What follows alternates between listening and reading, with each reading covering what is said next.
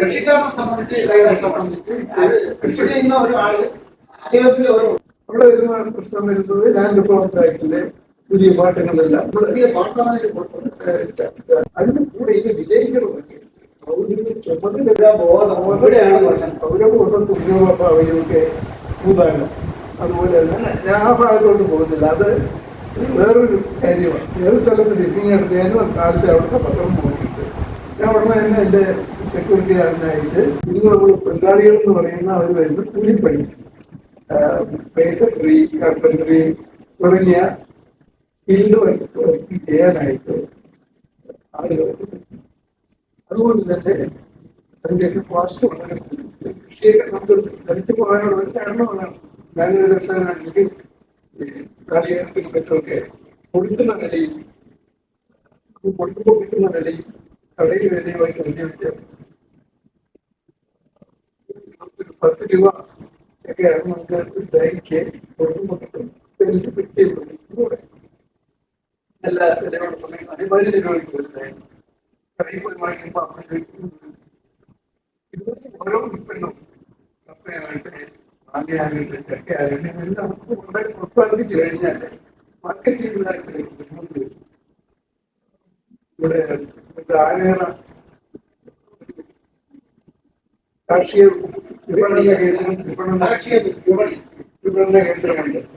അവിടെ പോലും കാർഷിക സാധനം എടുക്കാനായിട്ട് കുട്ടികൾ ക്രെഡിറ്റ് ചെയ്താൽ ബാങ്കിൽ ക്രെഡിറ്റ് ചെയ്യാമെന്ന് പറഞ്ഞ് കടമ്പ ചെയ്യുന്ന ഒരു സാഹചര്യത്തിൽ സാധാരണ പ്രയോജനം ഉണ്ടാകുന്നില്ല. ഉദ്ദേശിച്ച പ്രയോജനം ഉണ്ടാകുന്നില്ല. ഇങ്ങനെ പ്രൊഡക്ഷനും അതിൽ കിട്ടുന്ന യൂസ് ചെയ്യുന്ന ആളുകൾക്ക് കിട്ടുന്ന കാര്യങ്ങൾ അതിലേക്കുള്ള ചെലവ്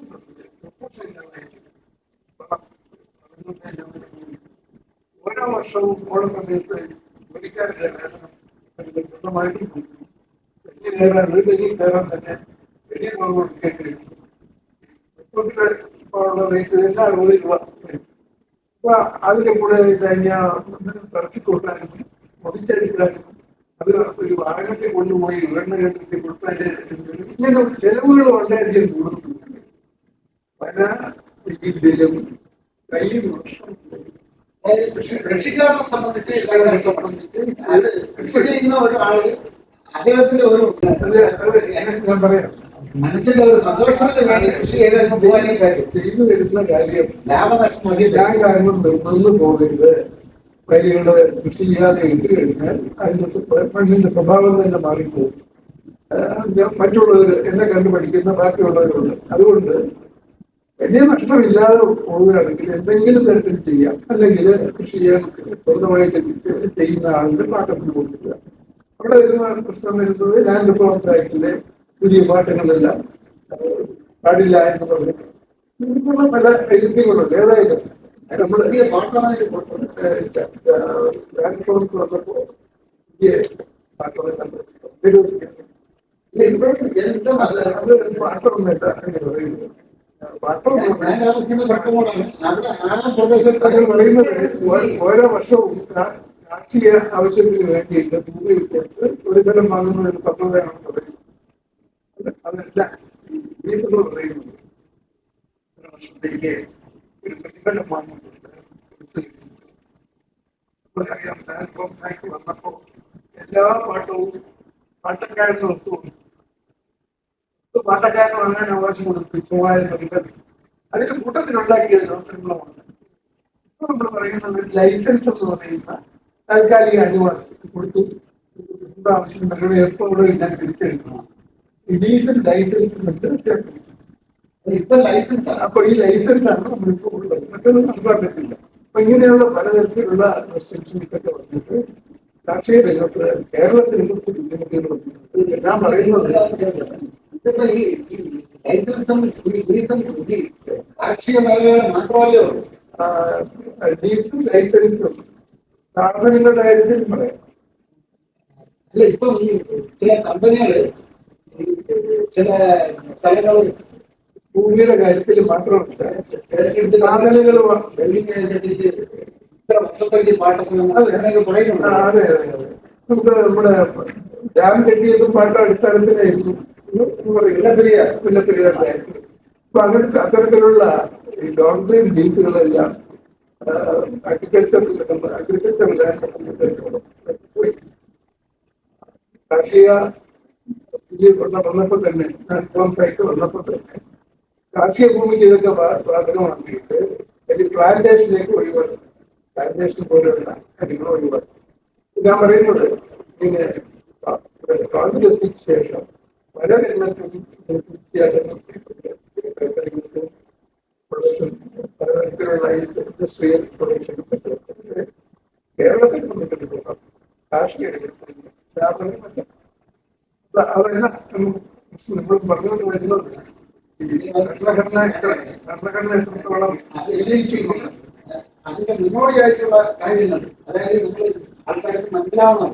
നമ്മൾ ഇന്ന് എത്തിയിരിക്കുന്ന ഇങ്ങനെയൊക്കെ ആണെങ്കിൽ നമ്മൾ സാധാരണക്കാരന് ഭരണഘടനയെ കുറിച്ച് എന്ത് അറിയാം, എന്ത് അവർക്ക് അത് ഉപയോഗം ചെയ്യുന്ന വിധമാണെന്ന് കാലഘട്ടത്തിൽ അതിനെപ്പറ്റി പറയാം.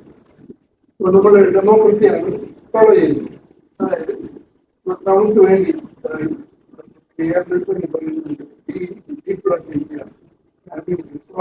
constitute India to be a sovereign, democratic, secular, socialist country and to secure to all citizens justice, economic, social and political liberty of thought. നമ്മുടെ സ്വപ്നം. അത്തരത്തിലുള്ള ഒരു ലെവലിലേക്ക് നമ്മുടെ ശ്രമിക്കാം. അതുകൊണ്ട് തന്നെയാണ് റിസർവേഷൻ പറഞ്ഞു പോകുന്നത്. പിന്നെ എല്ലാം താമസിച്ചാണ് സാധാരണ രീതിയിൽ പോയി.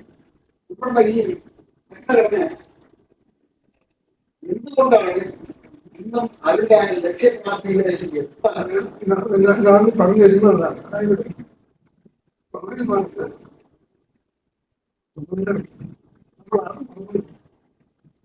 കോടതിയിൽ പോയാൽ ഫണ്ടമെന്റൽ റൈറ്റ്സ് പ്രൊട്ടക്ട് ചെയ്യാനായിട്ട് കുറെ കാര്യങ്ങള്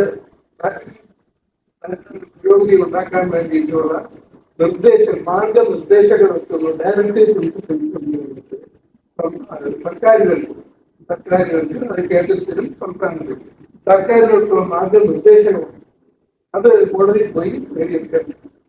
ഉദാഹരണത്തിന് ഇതിന്റെ ഭാഗമായിട്ട് അതുപോലെ പിന്നെ വിദ്യാഭ്യാസം, സാമാന്യ വിദ്യാഭ്യാസം അടുത്ത കാലത്താണ് അതൊരു നൈറ്റാക്കി മാറ്റിയത്.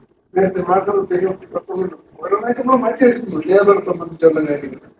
അപ്പൊ ഇങ്ങനെ അതൊക്കെ വേണം, ഇത് ഓരോന്നായിട്ട് മാറ്റി വരുന്നുണ്ട്. അതിന് കൂടെ ഇത് വിജയിക്കണമെങ്കിൽ ചുമതലകൾ ചെയ്യുന്നതുകൊണ്ട് കുറേ കാര്യങ്ങൾ നമ്മൾ ചെയ്യുന്നില്ല. പൗരബോധത്തോടു കൂടിയുള്ള നമ്മുടെ ഒരു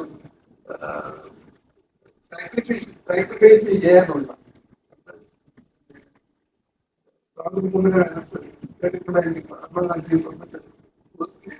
സ്വാതന്ത്ര്യത്തിലൊക്കെ ഉദാഹരണം. അതുപോലെ ഗാന്ധിയുടെ പലർക്കും